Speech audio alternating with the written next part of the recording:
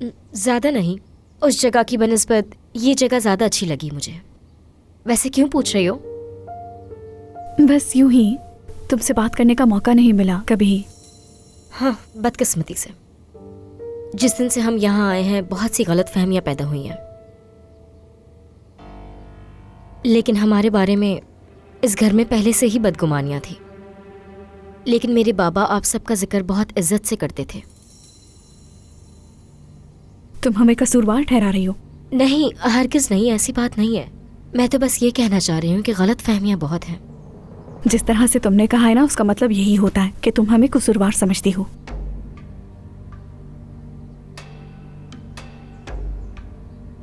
क्या मैं तुम्हें अपनी दिल की बात खुलकर बता सकती हूँ? क्यों नहीं? तुम हमें इस घर में नहीं चाहती थी ना, और निकलवाने की भी काफ़ी कोशिश की। और हाँ, मानती हूँ इसमें मेरी गलती भी ज़रूर है।